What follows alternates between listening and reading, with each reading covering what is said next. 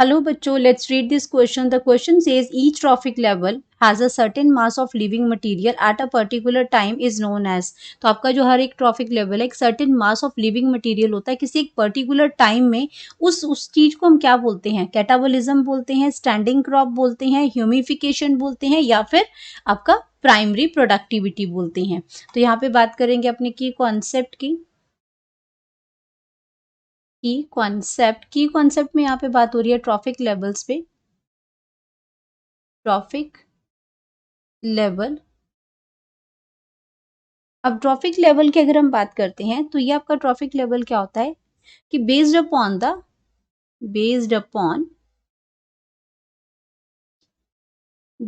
The source of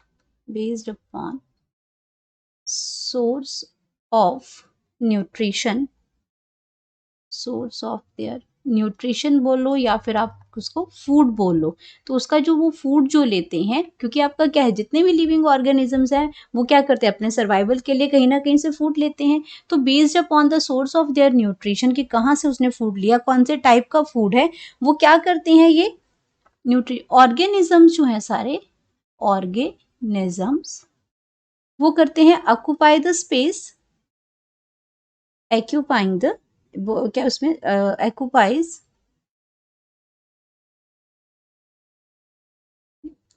एक्यूपाइज the specific space. Occupies the specific space, specific place. वो occupy करते हैं, अपनी एक जगह बनाते हैं एंड उसको हम क्या कहते हैं? Specific place in the food chain.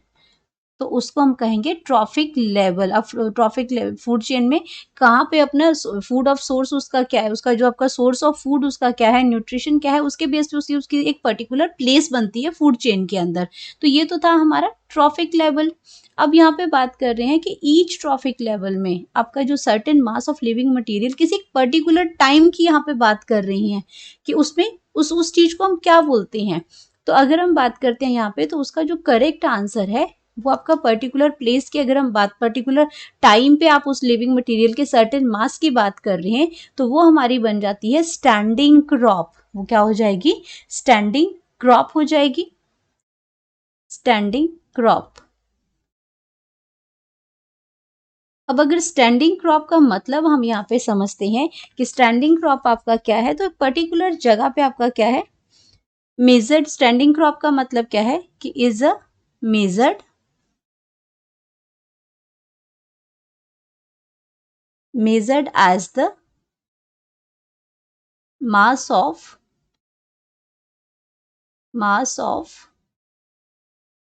living material, या living organism.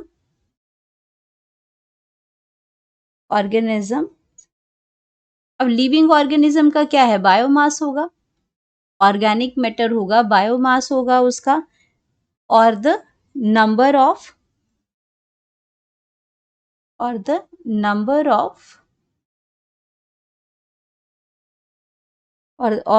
The number in a unit area. उस पर्टिकुलर एरिया में, यूनिट एरिया में, वो उसमें जो मास ऑफ लिविंग ऑर्गेनिजम्स उस पर्टिकुलर एरिया और पर्टिकुलर टाइम पे जो आपका जो वहाँ लिविंग ऑर्गेनिज्म है उनके बायोमास की बात हो रही है, तो वो क्या आपका होता है? And which is expressed in terms of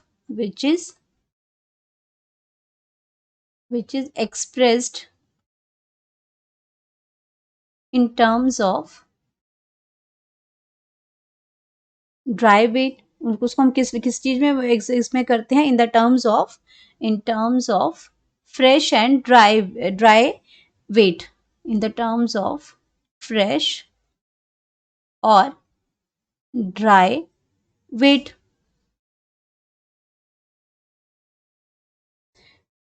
तो ये आपका क्या बता रहा है? जब किसी हम पर्टिकुलर टाइम पे यूनिट एरिया के अंदर अगर हम उस particular mass of living organisms का बायोमास हम रिलेट कर रहे हैं यहाँ पे, तो आपका जो पर्टिकुलर उस एरिया के अंदर पर्टिकुलर यूनिट टाइम के अंदर जो टोटल मास वहाँ पे है वो अब एक्चुअल में इंडिकेट क्या कर रहा है?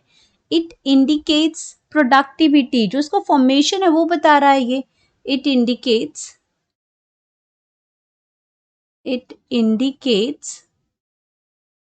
प्रोडक्टिविटी, उस पर्टिकुलर जगह पे प्रोडक्टिविटी कितनी है वो हमें बताते हैं, तो उसको हम कहते हैं, उसकी प्रोडक्टिविटी के बारे में हमें यहाँ पे पता चल रहा है, उसकी जो लग्जूरियस जो ग्रोथ है उसके बारे में पता चल रहा है कि इस पर्टिकुलर एरिया के अंदर पर्टिकुलर टाइम में कितना बायोमास उस पर्टिकुलर ट्रॉफिक लेवल के अंदर वहाँ पे प्रेजेंट है, तो वो उसकी प्रोडक्टिविटी बताता है। बायोमास क्या है उसका, जो टोटल है उसका, तो वो क्या है उसका, वो प्रोडक्टिविटी है।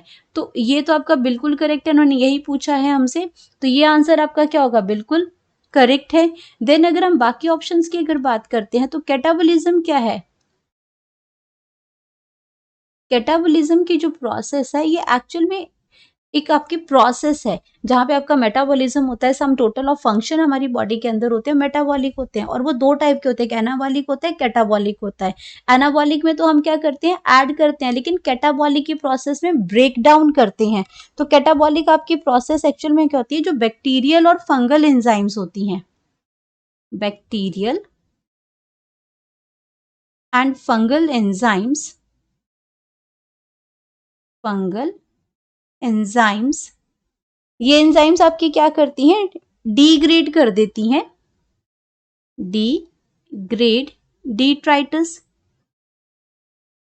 डिट्राइटस को ये डीग्रेड करती हैं। डिट्राइटस का मतलब होता है जैसे आपका एनिमल वेस्ट है, प्लांट वेस्ट हो गया, आपका लीव्स हो गए, प्लांट पार्ट जो वेस्ट है वो सारा का सारा क्या बन जाता है, डिट्राइटस बन जाता है।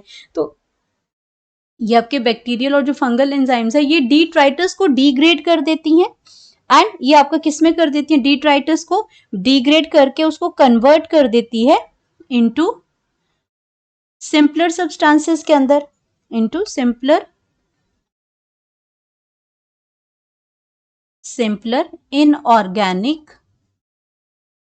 इनऑर्गेनिक सब्सटेंसेस में कन्वर्ट कर देती है। तो आपका यहाँ पे ये इससे रिलेटेड नहीं है, जो जो उन्होंने हमें स्टेटमेंट दे रखी है वहां पे आपका जो ये कैटाबॉलिज्म है ये आपका जो स्टेटमेंट है वो गलत हो जाएगा। अब अगर हम बात करते हैं ह्यूमिफिकेशन की, तो ह्यूमिफिकेशन के अंदर क्या है, बी तो आपका स्टैंडिंग क्रॉप जो आपका आंसर है वो करेक्ट आंसर यहाँ पे आ गया। हम सी की यहाँ पे बात कर रहे हैं, तो सी आपका क्या हो जाएगा, ह्यूमिफिकेशन हो जाएगी।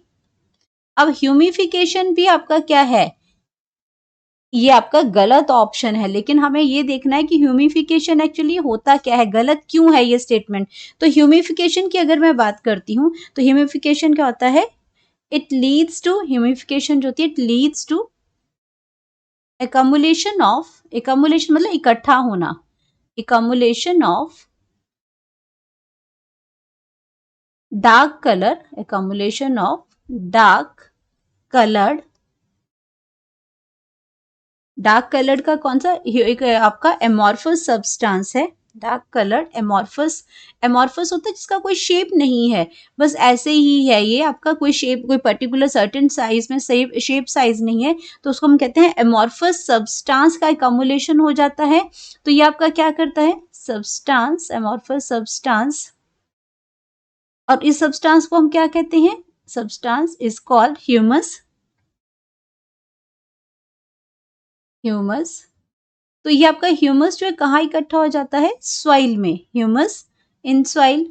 अगर ह्यूमस की बात करते हैं यहाँ पे तो ये आपका इकट्ठा हो जाएगा इसमें, क्योंकि ये आपकी जब ये आपका रिलेटेड होता है डीकम्पोजिशन ऑफ द सॉइल में ये रिलेट करता है, तो इसको हम क्या कहते हैं, यहाँ पे ह्यूमस कहते हैं। ह्यूमस की बात हो रही है, ह्यूमस इन सॉइल, क्योंकि ह्यूमिफिकेशन और ह्यूमस आपका खाद जो होती है डार्क कलर की वो आपका क्या है, ह्यूमिफिकेशन है। तो यहाँ पे आपका ये आपका आंसर गलत है यहाँ पे। तो यहाँ पे हमें लिविंग मास के बारे में पूछा गया है पर्टिकुलर टाइम पे, तो ह्यूमिफिकेशन नहीं है, ये सॉइल की डिग्रेडेशन की बात हो रही है, डीकम्पोजिशन की बात हो रही है। अब अगर हम बात करते हैं अपनी प्राइमरी प्रोडक्टिविटी की, तो प्राइमरी प्रोडक्टिविटी क्या होती है उसको समझ लेते हैं। डी है इसमें हमारा प्राइमरी प्रोडक्टिविटी, प्राइमरी प्रोडक्टिविटी। अब प्राइमरी प्रोडक्टिविटी की अगर हम जब भी बात करते हैं प्रोडक्टिविटी की, तो प्रोडक्टिविटी रिलेटेड होता है ग्रीन प्लांट से। प्रोडक्टिविटी जो आपका रिलेटेड होता है ग्रीन प्लांट से। तो ग्रीन प्लांट क्या करते हैं, फोटोसिंथेसिस करते हैं, तो इसको हम लिख सकते हैं कि द अमाउंट ऑफ